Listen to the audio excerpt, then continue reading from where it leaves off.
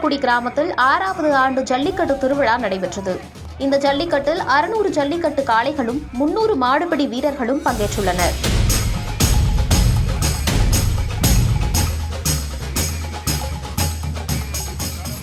பெரம்பலூர் மாவட்டம் விசுவக்குடி கிராமத்தில் வடக்கு நோக்கியுள்ள விளைநிலத்தில் வாடிவாசல் அமைக்கப்பட்டு ஜல்லிக்கட்டு திருவிழா கோலாகலமாக நடைபெற்றது. இந்த ஜல்லிக்கட்டில் பெரம்பலூர், அரியலூர், தஞ்சாவூர், கரூர், கடலூர், மதுரை, சேலம் உள்ளிட்ட பல்வேறு மாவட்டங்களில் இருந்தும் 600 ஜல்லிக்கட்டு காளைகளும் இக்காளையை அடக்க 300 மாடுபிடி வீரர்களும் பங்கேற்றனர். போட்டிகளில் வெற்றி பெறும் காளைகள் மற்றும் சிறந்த மாடுபிடி வீரர்களுக்கு மொத்தமாக 13 லட்சம் ரூபாய் மதிப்பிலான பரிசு பொருட்கள் விழா குழுவினர் சார்பில் வழங்கப்பட்டது. முன்னதாக மாடுகளுக்கு கால்நடைத்துறை சார்பிலும் மாடுபிடி வீரர்களுக்கு சுகாதாரத்துறை சார்பிலும் மருத்துவ பரிசோதனை செய்யப்பட்டு வாடிவாசலுக்கு அனுப்பி வைத்தனர்.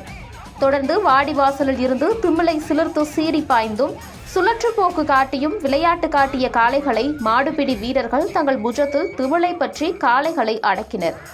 இந்த ஜல்லிக்கட்டு திருவிழாவை காண மாவட்டத்தின் பல்வேறு கிராமங்களில் இருந்தும் நூற்றுக்கணக்கான பொதுமக்கள் வருகை தந்ததை அடுத்து பாதுகாப்பிற்காக 100க்கும் மேற்பட்ட காவலர்கள் பாதுகாப்பு பணியில் ஈடுபடுத்தப்பட்டனர். மேலும் நிகழ்ச்சியில் மருத்துவ குழுவினர் சார்பில் ஆம்புலன்ஸ் மற்றும் முதலுதவி கூடாரமும் அமைக்கப்பட்டது.